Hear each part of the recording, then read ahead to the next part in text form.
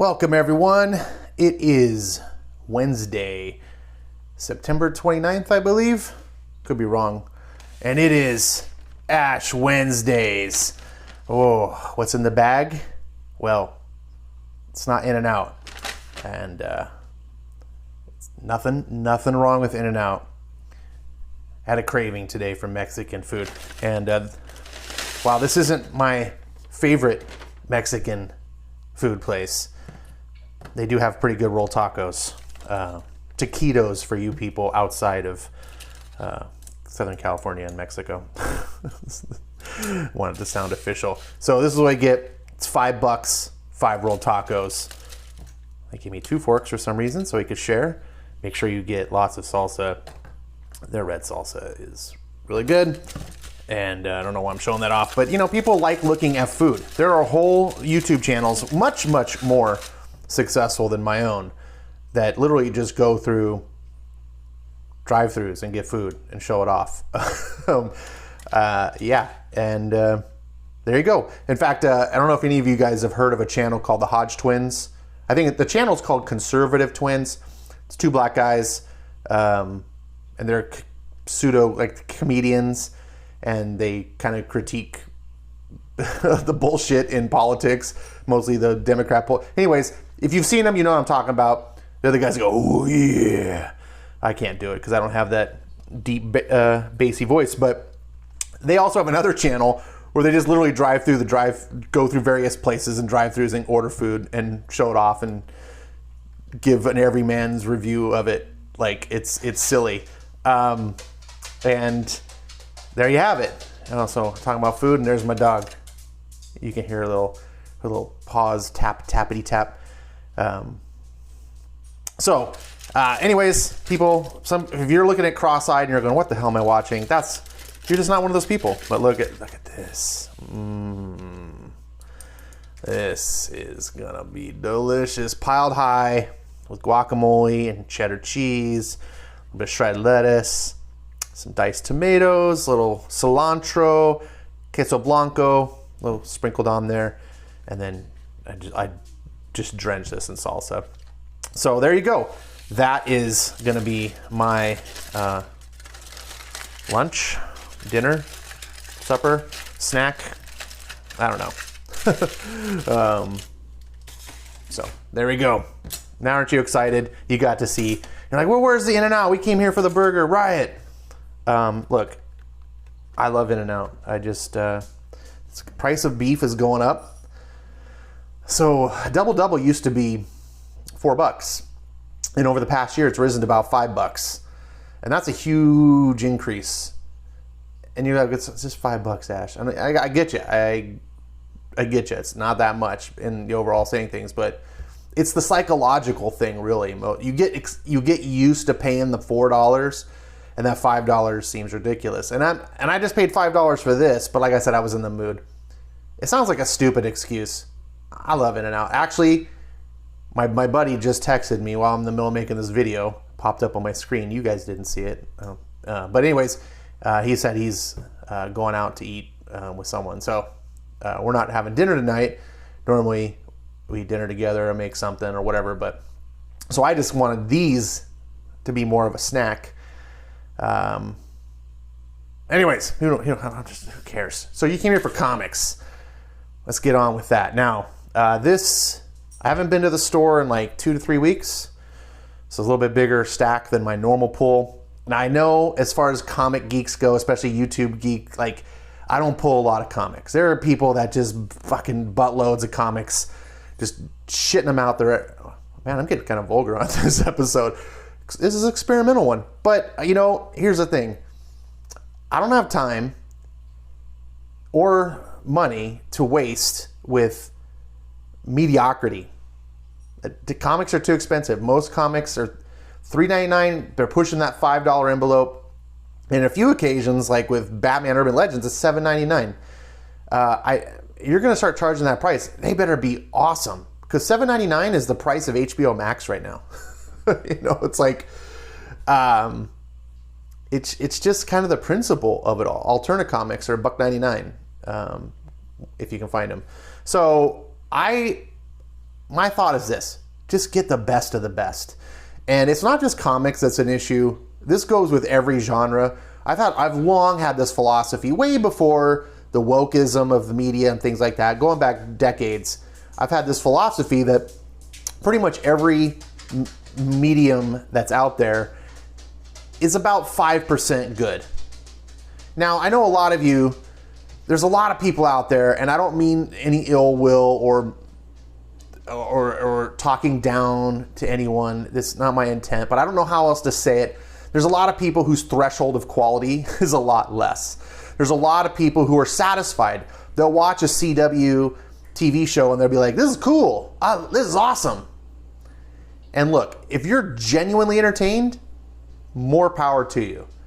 But I believe that the more you experience a certain thing, especially like an art form, whether it's music, movies, books, whatever, the more you see and the more you get to encounter greatness, the less tolerant you become of mediocrity. You know, and I use this example or this analogy a lot about like McDonald's. If the only hamburger you've ever had is a McDonald's hamburger, that's gonna be the best hamburger in the world for you. And for most kids, that's where they start. Most kids love McDonald's and they won't eat much else. But as your tastes get more sophisticated, eventually you go, McDonald's is really cheap. You know, and I'm not knocking McDonald's. I eat McDonald's occasionally too when it's cheap. And that's another thing too. Bang for your buck. If my comic is $1.99, I'll accept a lot less quality versus if your comic's $8.99, it better be awesome. So anyways, I'm rambling. Let's get on to the pull. That's what you're here for. It's at the 7-minute mark of my video. So maybe I'll remember to make a note for people who want to skip past this. Or you can put a note into the comments for the people to help others navigate Ash's video and not have to waste their time, which is also money. So Thor, number 17. Holy cow. This book is continuing to go. So I'm still buying this book. It's one of the few Marvel books that I get. I'm admittedly behind on this. I really like Donny Cates. I even really like what he's done on Thor so far. None of it has been mind-blowing. The series is not as good as his Venom series was. But it's still better than 95% of the Marvel. Remember I talked about that 5%? This is in the top 5% of Marvel. And like I said, I like Donny Cates. I don't think he's a fantastic writer. I think he's a good writer. But what I really like about him is he's an idea guy.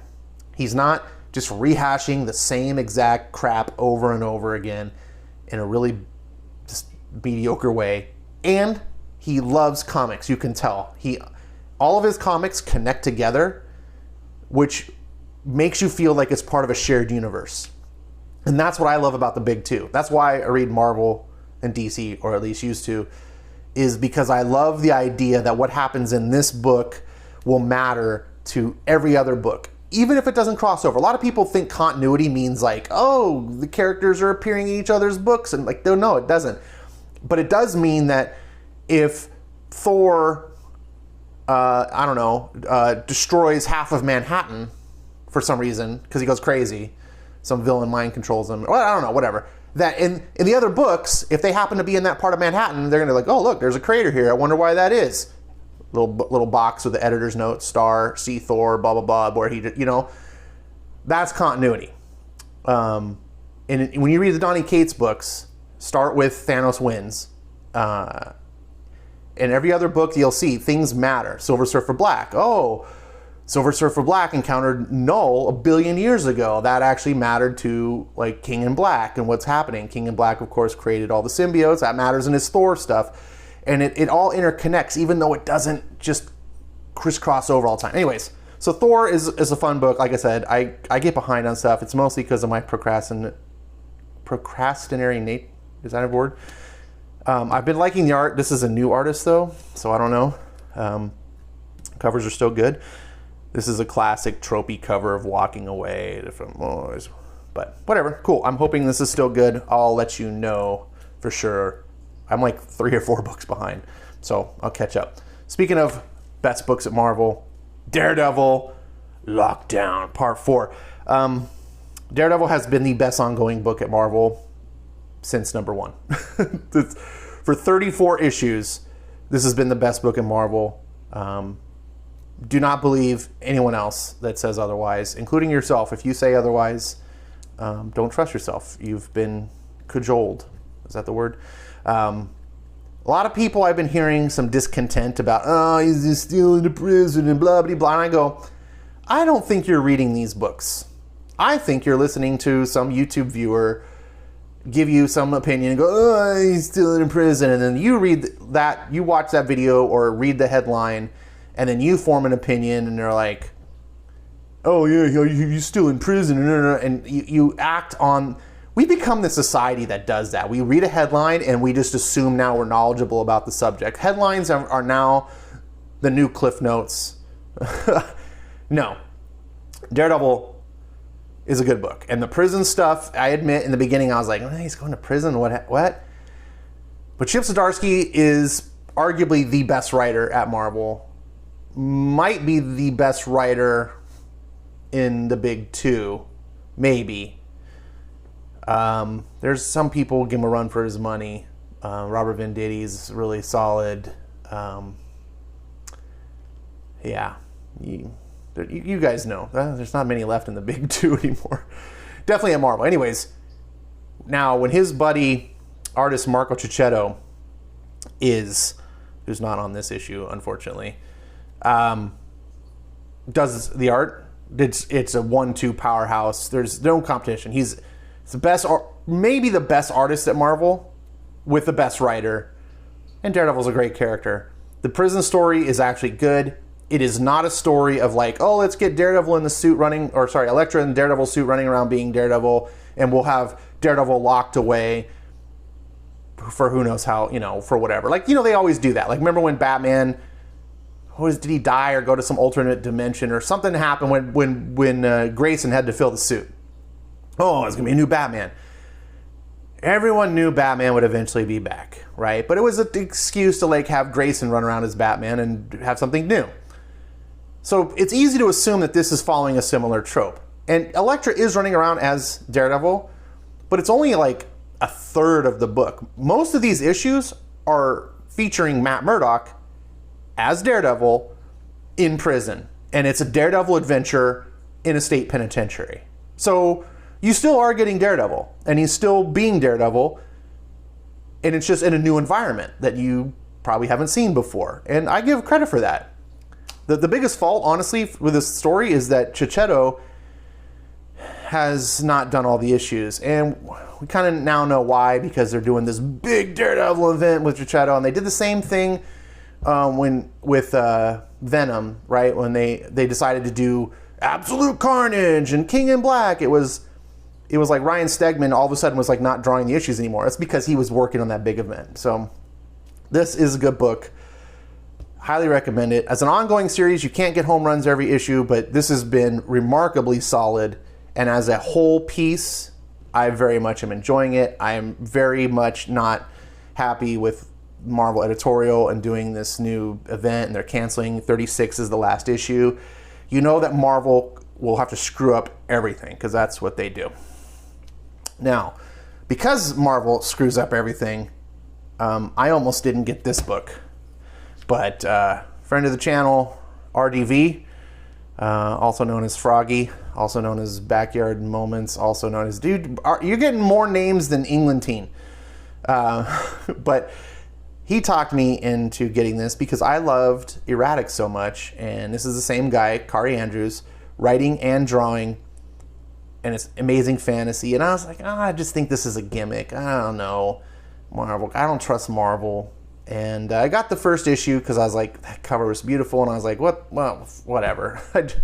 I got it. And it was decent. It didn't blow me away like Erratic did, but it was good. So I stayed on with it. I'm like, it's 5-issue miniseries. I'll stick. Issue 2, freaking loved it. This is the best book in Marvel. Bar none. This is one of the best books I've read from Marvel in ages. It's not quite life story. That's probably the best thing Marvel's done in 20 years. But this is really good. And Kari Andrews' art art style, which here's on the cover. It's a little bit like cartoony. It's not super like realistic, which is kind of the modern trend to be like a lot more realistic and less comic booky and cartoony.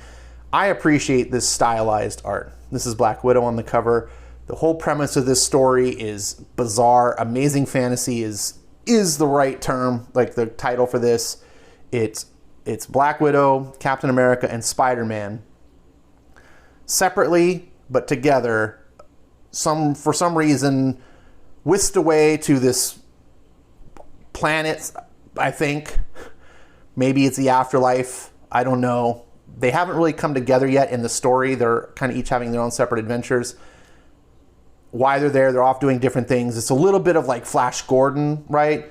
You know how Flash goes off to the planet. I mean, it's a little bit of that kind of style, but classic with these characters. Kare understands. Holy shit, Captain America storyline in this. I'm like, oh, that feels like Captain America. Like, really good Captain America. Peter Parker feels like the old classic tropey 16-year-old, like the Stan Lee Silver Age Peter Parker. He's still kind of learning the ropes. He's still unsure of himself as a teenager, right? Kind of that level. And then Black Widow, they haven't done a whole lot with. She's kind of... I can't talk about that. Anyways, love this book. I want to do a video on this. I get the motivation. Don't sleep on this book. This is really good. Now, moving on to Independence, Staple, issue 22 of Sagio Jimbo. This is brand new stuff, continuing on. Inside the book, they have kind of the legacy number. I think this is like the high 200s as far as, so you can, if you want to make your collection and know how it all goes. This Sagio Jimbo has been going on for 35 years. Now, not solid.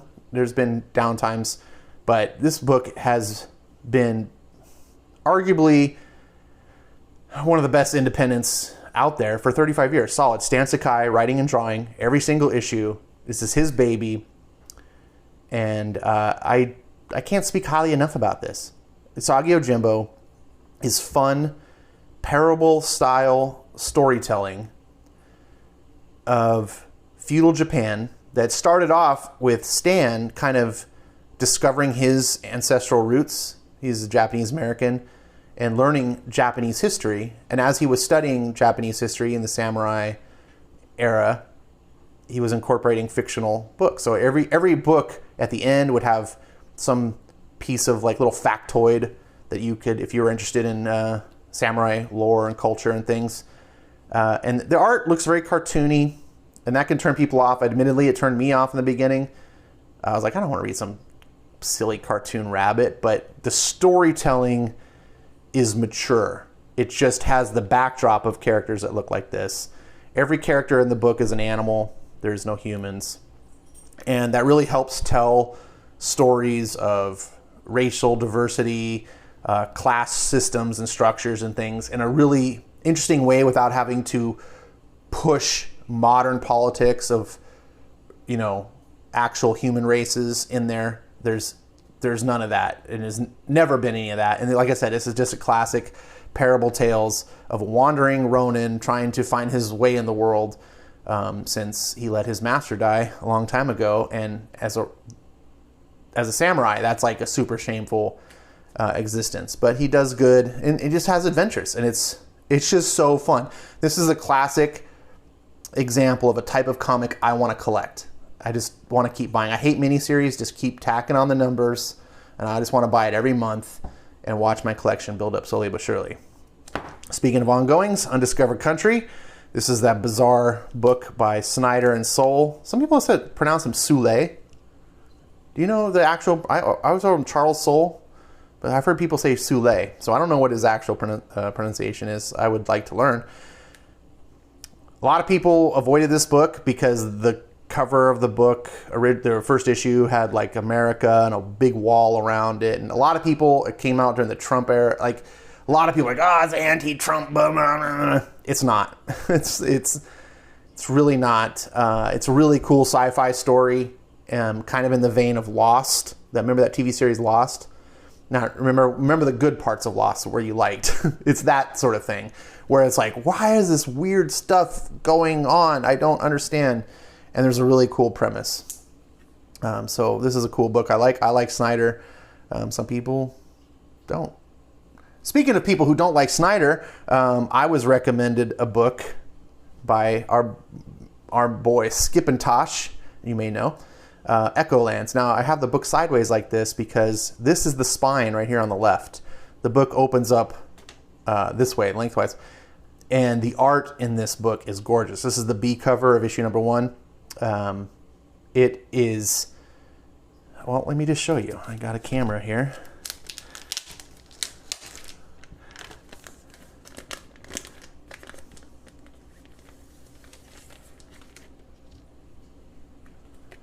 So there's the book. And so the way this works is, look at this.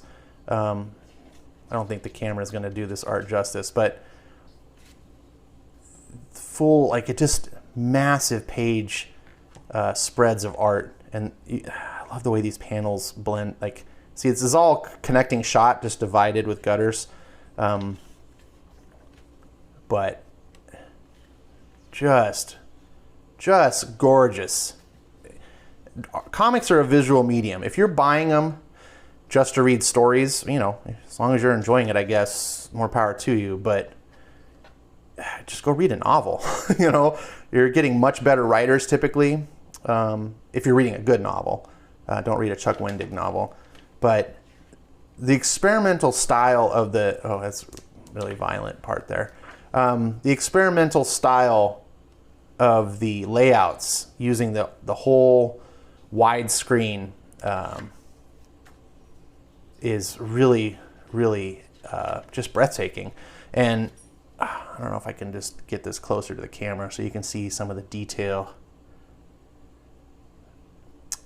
This is something I checked out on digital, and you know, I'm a big fan of reading digital on iPad, and I had thought that this was like other landscape books, you know, like Liefeld did that one issue of X-Force that was like that, but the spine was up here and you just read it like a calendar where you flip the pages up and then you had the top page and the bottom page. And I was like, that's going to work really good on digital because look, it's the same ratio as a monitor, right? It's not, but no, it's like this. And so the frame is actually twice as wide. So when I was reading it on digital, I was like literally having to slide, you know, like I'd have the picture and I'd have to like slide it over to see. I could never see the whole thing unless I zoomed it way out, and then you couldn't see the detail. But so Echolands, really cool. Might do a video on it, in which case I'll have to cover exactly everything that I just said.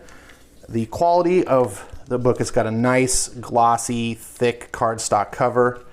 It feels thick. The art is gorgeous. You should be buying, there's the new issue, just came out today. You should, how was I going to say, be getting comics for art. If you are not appreciating the art, I think you're missing out on a big part of what comics brings to the table. Beckstar, final issue. Congratulations, Joe Corallo. You're probably not watching this video. And if you did probably watch this video, you probably didn't make it this far. So congratulations to all of you who did make it this far. And you can go text or DM Joe Corallo and say, how come you didn't make it that far in Ash's video where he talked about your book, Joe? You should feel guilty, Joe. This is a cool book. I know a lot of people are going to judge it by the cover because you instantly look at this cover and you go, oh, look, it's like SJW girls and it's got what's the term? Bisexual lighting. And I understand that. Like, covers matter. It gives you an impression. Understand that artists and writers collaborate, but oftentimes bring their own things to the table. I gotta tell you, reading these books, I haven't read this, it has not felt that way. It's an all-female adventure, different characters in a galaxy. It's very kind of, if you like things like Firefly type of stories, it's kind of like that. So this is a very indie book.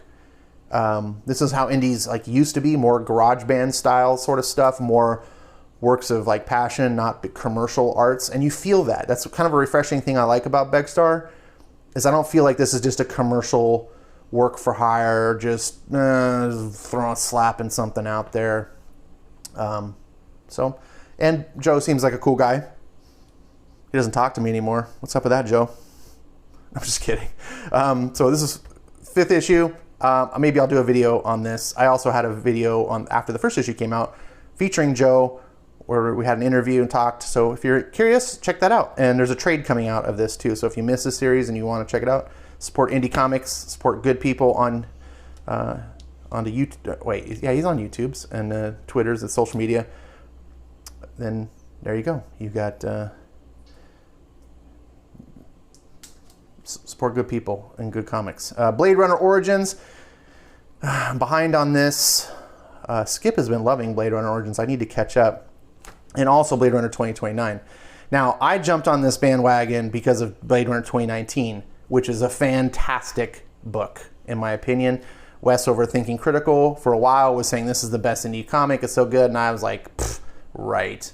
Some licensed property book by a publisher I've never heard of, a writer I've never heard of.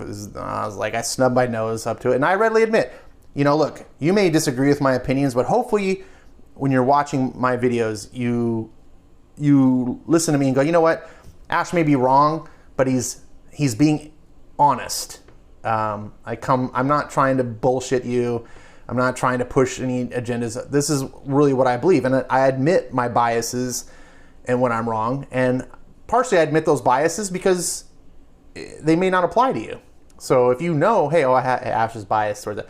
But suffice it to say, I was wrong about Blade Runner 2019 was really that good. And so they earned my loyalty. Now this is a new writer on 2029, so I knew going in it's probably not going to be as good. The guy who did 2019, by the way, was the screenwriter for Blade Runner 2049, which is what really hooked me to get that, and for good reason. And then this is what, Kyle Perkins? I don't know. They're both decent. They're not great. I probably wouldn't be getting them if I hadn't earned my loyalty from 2019, but I like Blade Runner quite a bit, and so now I have something worth collecting.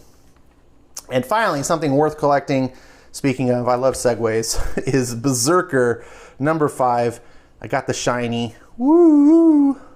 This is a variant cover because it had better art, I thought, than the A cover, especially on the foil. This one pops a lot more off camera. This is number 5. Number 4 was the weakest issue so far that I've read, but that doesn't mean it's a bad issue. It just meant it was kind of like, but Matt Kindt is one of the best writers in comics. I know this isn't completely his story. I'm sure this is a Keanu Reeves plot. Matt Kindt has been hired to just sort of execute the plot, but I'm very much interested. I hope it doesn't spin its wheels too long. That's a little bit of my fear, is that they're drawing the story out, because we're at 5 issues. So we 4 issues so far, and not a lot has happened. Right? That first issue was a big bang. You're like, oh, wow. Like, it kind of hooks you what's going on. And then it spends 3 issues kind of rehashing, oh, there's a big mystery. Who is B? This is guy's B, by the way. B. The Berserker. Who is he? I don't know. There's something special going on. Let's keep having flashbacks. But it's still good. I'm being critical because I like the book. And I recommend it. It's a highly violent book. It's very much like a Keanu Reeves action flick. So if you like John Wick, into guys kicking ass and taking names and murdering people, then Berserker might be for you. If you like slice of life and sitting around talking about your feelings, Berserker will be less for you. But there is a little bit of sitting around talking your feelings. B does have a therapist. I can't fit all these comics onto the screen. I tried, but there we go. So which is going to be the best? I don't know. Amazing Fantasy is going to be the best. It's really good. So thank you for watching. I really appreciate it. This is a long video, but that's what Ash Wednesday videos have historically been, right? I didn't really have a topic to talk about today, so I started talked a lot about the books. I talked a lot about the books because I haven't been doing like my normal singular videos where I get to really talk about it. And I like to blab. Sorry for the slap. I didn't realize I was going to make that noise. So if you're listening to headphones and that was, sorry, my deepest apologies. This has been Ash Wednesdays. I'm Ash, and you got better things to do. See ya.